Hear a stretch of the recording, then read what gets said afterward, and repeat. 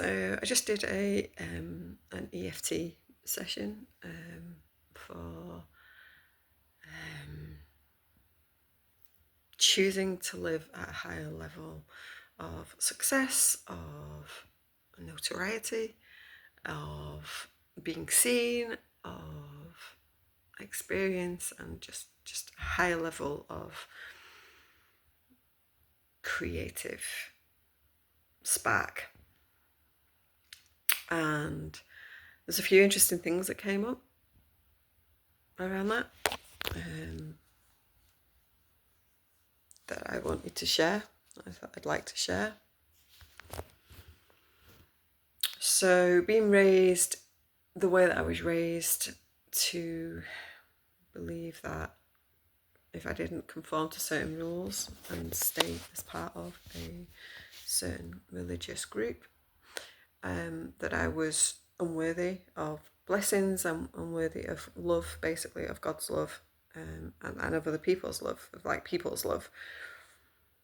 Generally speaking, when people leave that structure, that organisation, that religion, they are shunned, rejected, depending on the level of leaving. You can just disappear, which is kind of what I did, or you can go forward to the leaders and the church elders and go like, I have sinned, I'm bad, and they will remove you. And then depending on how that happens, or you can write a letter and go, I don't want to be associated with you guys anymore.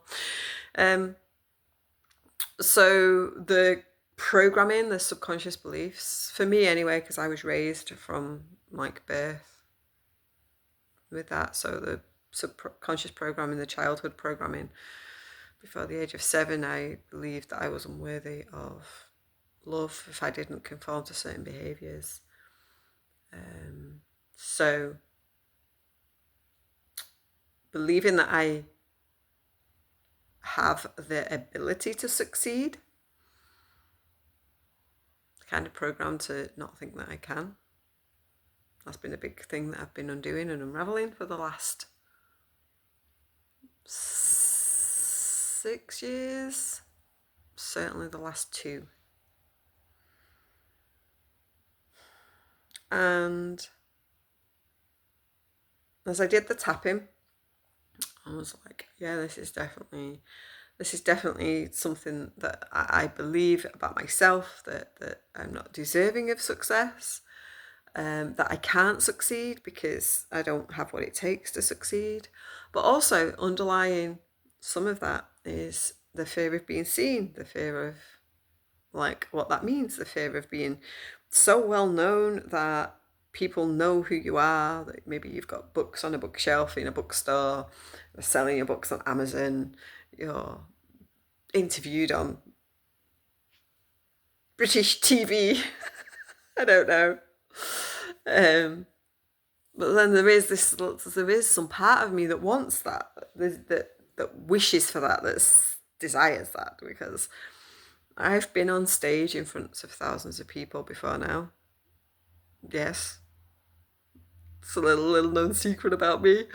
I have been on stage and I guess performed. I've been interviewed, and I've also done a little performance of like enacting a little drama scene, and I love it. I'm not gonna lie, I love being on stage in front of 1,000 people and being all eyes on me, and my stage brother. What's not to love about that when you're like a diva? Taurus Sun, Scorpio Moon, Leo Rising. I was born to be a diva. But yeah, the subconscious programming that one shouldn't want that, and then the subconscious programming of like, I don't have what it takes, I'm not smart enough, I'm not clever enough, don't have what it takes. And then other patterns and programming from society, from not just like my own specific upbringing, but generally society in general, of like levels of wealth and financial success that are like, people hate upon people who are rich and wealthy. So there's like a lot of that that's had to be undone anyway. And then there's like, what does that mean and there's then the unknown. And one of the things that came up was, like, when I was little, I would play at, role play games. Like, I don't know, I think it was quite, like, my group of friends anyway, I think maybe it was quite common in our generation, 80s kids, to imagine being married to a pop star and having a family with a pop star. And definitely my group of friends was like 4 of us, and we all had pop star boyfriends, pop star husbands even, and pop star families and babies with them, and lived in mansions. We turned our little council houses in Manchester into mansions in our imaginations, and then we carried that on. Like, I lived in my imagination for days on end, where I just came out of my imagination to eat dinner with my family and go to my religious meetings with my pop star boyfriend, my pop star husband. Like, he was right there too. Like, you're kind of crazy because, side note, one of my friends, her pop star husband was Michael Jackson, and Michael Jackson was allegedly at some point in his life a Jehovah's Witness, which was what I was. It was just kind of funny. It was kind of, looking back on it, I was like, actually, like, maybe my friend could have been married to Michael Jackson and be sat at a Jehovah's Witness group gathering, and yeah, anyway. It's just like, but I lived in that imagination so much. That childhood, that inner child, that exploration, that childhood imagination that we have is often at some point in our lives, we're told not to think that, not to play like that. I have like an inner child process that I've done in the past where I discuss this idea that being that at some point, usually around puberty, we lose the desire to play, and I'm not sure where that happens. I'm not sure whether we're conditioned out of it, whether it's just because school, like my girls, have also stopped that sort of role playing with each other naturally around that time, without being told to, without the peer pressure to, like, we don't. I remember going to school, high school, what is now year 7, and standing there on the first day of high school and going, so is that our playground over there then? And immediately being shot down by a friend in the same year. So, it's not a playground, it's a yard. She probably had an older brother or sister in the school, and it's like suddenly the playground becomes the yard, and unless you're playing football on it or like chasing each other to beat the shit out of each other, it's not a playground. So yeah, at some point we lose this imagination, and one of the things I keep getting in readings I keep listening to and watching, and I think even in one that I did with my friend yesterday, it was like playfulness and connection to the inner child, connection to childish thoughts and feelings. It's a really, really important part of the creation process. And last year, my word for the year was 2024. My word for the year was playful. And I read some books, or read the introductory chapters of some books on playfulness, and how coaches, teachers, guides have gone into businesses, offices, enterprises, and taught office staff to have a playful attitude. And I've done things myself, like in my journey with the inner child things, to like go to places like places with inflatables. We have a place here called Ninjas, which is connected to a TV show called Ninja Warriors, and there's like the bouncy castle from childhood, but like in a big building, warehouse building, where there's inflatables where you can bounce, adults can bounce on, as well as like really tough equipment for that's the theme of the Ninja Warriors game. That's like an assault course. And I've gone in there, and the difference in the energy is just like when you were able to just play a little bit and activate that playfulness. And my imagination is really active. I've defined Arjuna Center in my human design chart. I literally see the things that I'm imagining and can like really remember as vividly the things I imagine as the things that really happen. Like that's how I create things. So I was doing this EFT and was like, oh yeah, that's that. There's this part of me that needs to really deeply imagine what it's like to have the things that I'm looking for in my reality. The house with decorated walls.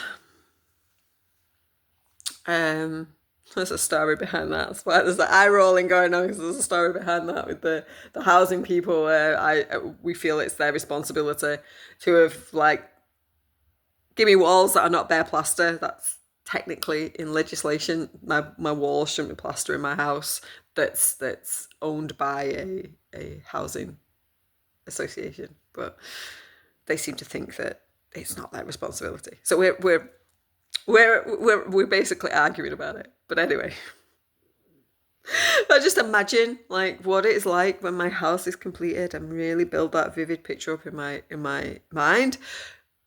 Either I'll manage to find the time, space, energy, the help, whatever I need to do it myself, or the housing association will admit liability and come and fucking do it. And then, there's like playing with my imagination with having the 100 people on Surrender Trust and what that will feel like and how that would be and what it will be like to run a group process with so many people that it's amazing and magical. And having like my calendar fully booked and being able to just enjoy my time when I'm at Soul Wellness Hub, just chatting to people and being like in that vibe. Well, I can play in the imagination of that delusionally. Delusion is not even a word. In a deluded way. Because if I do it and play like that, like over and over again, and take that delusion out with me, out from like maybe a meditative state or a visualization practice where I am, and take it out into the world and be like walking down the street, like going, well, I'm going to go and see my like 10 clients today, and I'm going to go and do a Zoom with like 1,000 people online, or I'm going to go and stand on a stage and talk to 10,000 people. I can't remember. I ever sort of like half blocked out these memories of being on stage. I do remember being at a big outdoor or indoor event on the stage, being interviewed. That would have been indoors at the Manchester Evening News. Is it Manchester Evening News Arena now? I think it is. Is it the MEN? It's been... Is it OT? I don't know who owns the arena in Manchester now or whose name is on it. I don't know. I do know whose name was on it when I was there. Does anybody remember 9X? Really, really, really long time ago. But that's what the arena in Manchester was, originally the 9X arena. And when it was, I stood on the stage in front of a packed out audience of Jehovah's Witnesses to be interviewed about my good behaviour.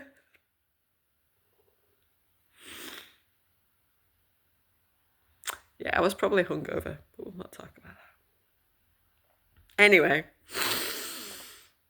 there we go. So, playing the imagination at success. Whatever it is that your success and wishes and desires and hopes and dreams are, be delusional. And play at it. Like really get lost in the playing. And if you can take it out into your day, if you can take it out into another moment, if you can take it out into the wider world, and maybe share even with people. Like share with people, not necessarily like lying to them of like, oh, I'm going to go on stage this afternoon and talk to all this. No, but share with your closest friends, like, just like imagining that I'm here now, getting ready to be on stage with. And I've been on stage at Soul Wellness Hub and spoken to like about 30 or 40 people about human design. That was pretty cool. And spoke to like a smaller audience about rest as well, and that, like, the power of that. So yeah, play in your imagination. What does that mean for you? What is it that you most, your like wildest dream of the most successful or connected, contented, your best relationship, your best family scenario, your best work environment, your best biz endeavor, your best whatever, your best dream, your hope and dream, your best like home, garden.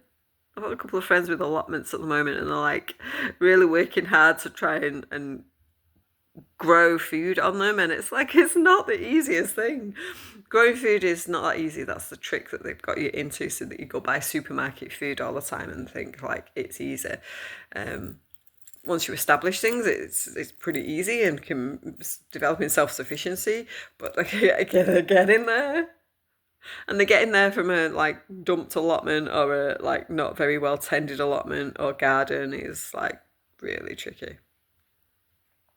But be delusional and imagine it. What would it be like in like 2 years' time when you're growing all your own food and you have to go and shop in the supermarket for your cucumbers and tomatoes, and maybe you've got a little apple tree. I've had apple trees. I've had a garden. I've had apple and plum trees. It was really cool. Yeah. Play and be in that wild imagination. That's how you'll create what it is that you most wish for. That's for the highest good of yourself, your family, your friends, your tribe, your community, your connections, your audience, your clients, whatever. And don't be afraid of succeeding, because you can. I'll see you soon.